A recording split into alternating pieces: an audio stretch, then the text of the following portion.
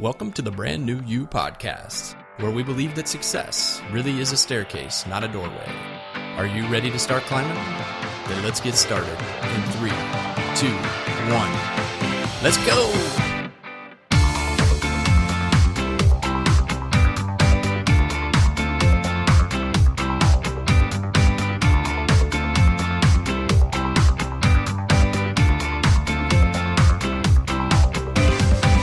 Good morning, good afternoon, and good evening. Welcome to the Brand New You Show, the podcast dedicated to helping you discover and create a brand new you. I'm Ryan Roten, your host, and I want to extend a big welcome and thank you for listening to the show. I'm very excited and privileged to bring it to your ears. So let's get started. Now, as a listener of podcasts myself, I know the questions that are swirling around in your head right now, such as, who is this Ryan Roten guy? Why should I listen to him? And what can I expect to get from this podcast? So let's start with the easiest one first. My name is Ryan Roten, but can you guess which one? That sounds like a trick question, right? Well, it's not. In fact, I've made it my mission to make sure that if you were searching for this Ryan Roten, that you would find the right one. Let me explain, but first let me ask you a question. If you didn't know me, how would you find out about me? If you and I were going to meet in, say, a half an hour, what would you do? Well, you'd Google me, wouldn't you? I know you would, because that's exactly what I would do. And in fact, that's exactly what I did 3 years ago, and what I found really opened my eyes. You see, after entering my name into the search box on Google, I was a little surprised to find that I didn't appear on page 1 or page 2. In fact, I didn't show up at all until page 4. And before that day, I had no idea that there were 4 Ryan Rotens in the United States. But what would the results have been if I'd had a more common name, such as Michael Smith or James Smith? Michael and James, if you're listening, and quite frankly, there's a good chance that you might be, you hold the unscientific distinction of having the most common names in the United States, with 30.9 million and 31.3 million, respectively. Or your name could be James Brown, shared with an estimated 19 million people. Would that make you feel good? I'll have a link in the show notes to an article on the most common names in the United States for those who may be interested. Back to my search for Ryan Roten. You know, the real bummer about this search result was not that I wasn't found until page 4. What made it worse for me was that one of the other Ryans who did appear 4 times on the first page of Google had been arrested recently, yet again, for selling drugs. Now, I wrote a whole blog post about this and detailed it out, so if you're interested in reading more, head on over to ryanroten.com/protect your brand. What I want you to imagine for a minute is, what if instead of me searching for myself, the person doing the searching had been an employer or a recruiter? Did you know that 93% of recruiters review your social and online profile before you ever get a call? You see, if we don't control our online profiles, Google will. And that profile is making an impression about you, a first impression in many cases, even while you sleep. We are more than a Google result, but for people to know that, we need to actively manage our online profiles. Do you doubt that you have an online profile? Well, let me ask you, do you use Twitter, Facebook, LinkedIn, Google+, Instagram, or YouTube, just to name a few? Have you ever liked, tweeted, or uploaded a picture or video? If you have, then you do have an online profile, and that profile is making an impression about you 24/7, 365. And we all know, as the old saying goes, you never get a second chance to make a first impression. Now, I find all of this is especially true for my generation, Gen Xers, those of us born between 1960 and 1980. I see way too many of us really messing up social media, or worse, ignoring it altogether. So here's an actionable tip for some of you. Stop using Facebook as a substitute for a good psychologist. And when I see this misuse of technology, I also ask, how many opportunities are we missing out on because we're not aligned online? So in my quest to become more aware of the potential ramifications of a negative online profile, I came across this thing called personal branding and started to realize the importance that it plays in our lives. Now, there are many definitions of personal branding, but for me, personal branding is actively managing the way people feel, think, and speak about you when you're not around. Now, let's put that definition in context of our careers.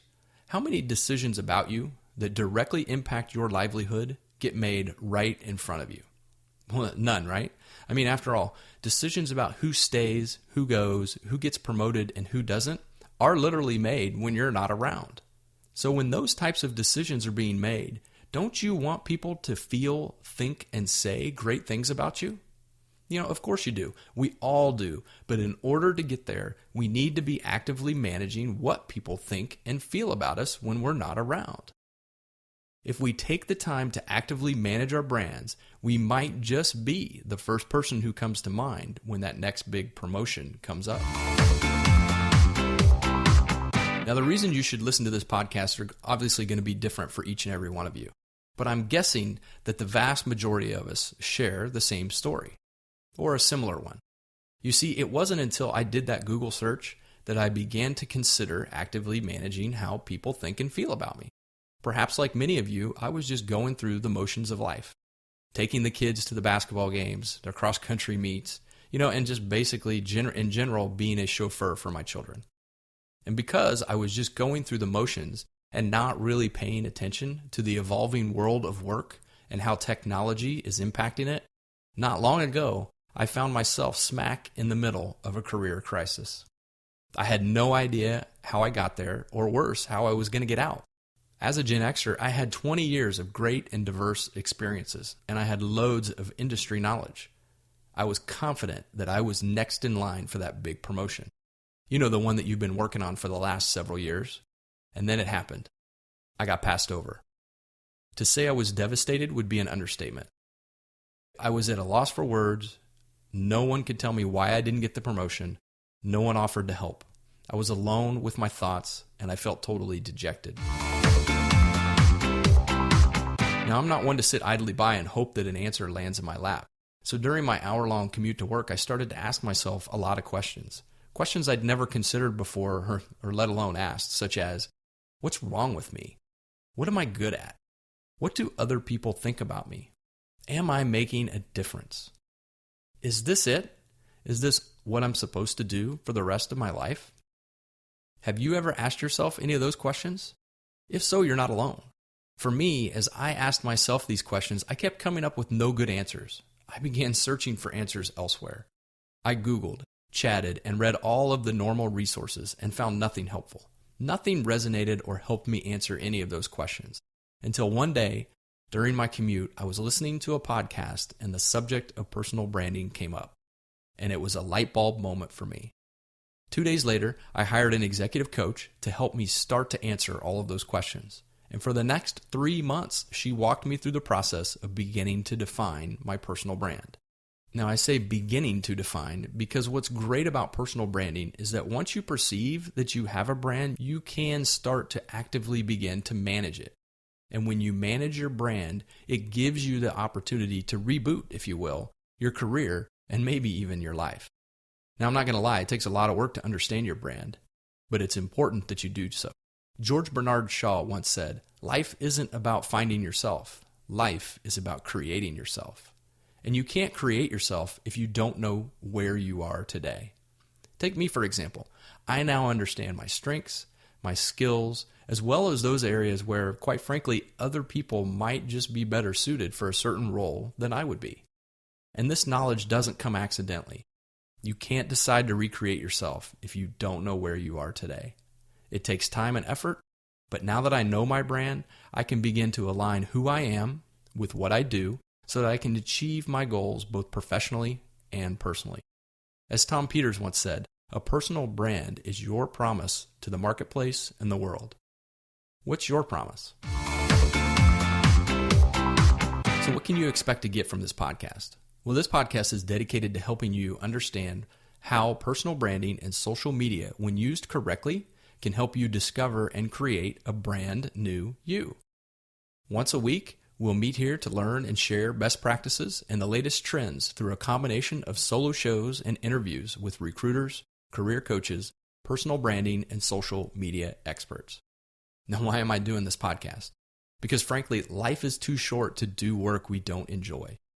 How many of you listening to this right now have a long commute to a job you don't enjoy, where you sit in a cubicle staring at a computer screen all day, even though you have a laptop and a cell phone?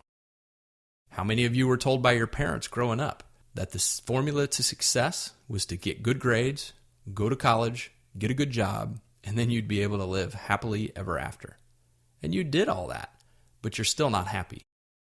You might even feel guilty about it, but really it's not your fault. A lot has changed in the career landscape since our baby boomer parents implemented their formula. Because of those changes, a different approach is needed, one that acknowledges the times in which we live and embraces our skills and our strengths. Now, I'm not going to pretend that I have all the answers. I'm no expert, but I'm on the journey to discover how we merge our offline and online brands to stretch and challenge us in ways that we've never imagined. So in closing, I know that there are many other shows out there to choose from, and I am humbled and grateful that you've chosen to invest a little bit of your time with me. So as we begin our journey together, I'm reminded of a quote from Les Brown. You don't have to be great to get started, but you have to get started to become great. So if you're ready, let's get started with a simple call to action. And if you've never done this before, or it's been a while since you've done it, I want you to go type your name into Google and hit the search. Let's take a look and see how Google is defining you today. You may be surprised by what you find. And if you'd like to share what you find, send me an email at rlroten@gmail.com with the subject line, Googled myself, and let me know what you found. I just might share it on the next show. So until next time, I've been Ryan Roten. Oh, you're still here? That's awesome, because I have a confession to make. I'm a gamer.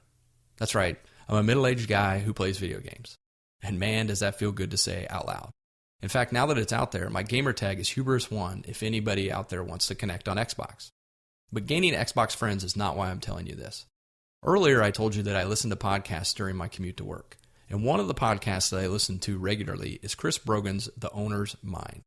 Now, from time to time on Chris's podcast, he includes what gamers affectionately refer to as Easter eggs. And these are just simple, secret, hidden messages or other fun ways that keep a gamer motivated. And the first time I heard Chris use this on his podcast, I knew that when I released my own, I was going to do the same.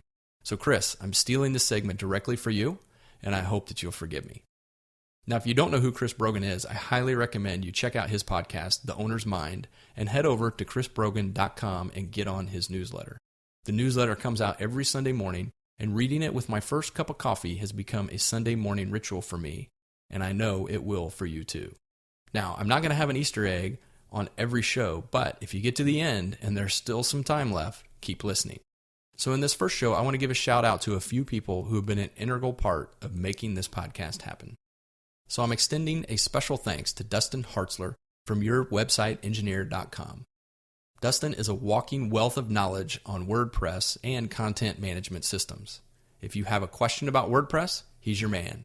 You can check out his podcast at Your Website Engineer. Steve Stewart from MoneyPlan SOS. Steve is your personal finance architect.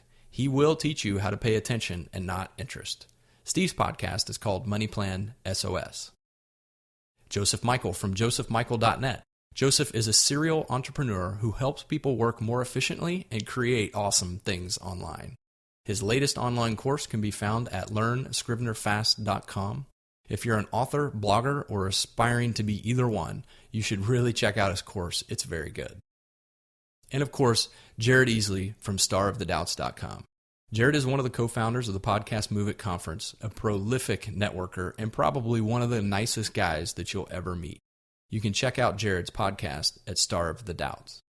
All of you guys have been instrumental in my personal growth and development. You all motivate, inspire, and challenge me in ways I could never have imagined. Thank you all for being part of my life. I also need to give a big shout out to my wife, Kate, who blogs at kateroten.com. She puts up with all my craziness and curiosities. She keeps me grounded and reminds me that it's okay to be a freak, but that I also have to be realistic. I mean, let's face it, if it wasn't for her in my life, I'd probably be living in a garage over a basement. And finally, I want to give a shout out to my boys, Noah and Seth. I hope this podcast will serve as a reminder to you guys that it's okay to pursue what you want in life, despite what others may think. Borrowing a quote from Stephen Pressfield, our job in this life is not to shape ourselves into some ideal we imagine we ought to be, but to find out who we really are and become more of it. So now, in the words of Ferris Bueller, it's over. Go home. I'm Ryan, and this time, I'm out.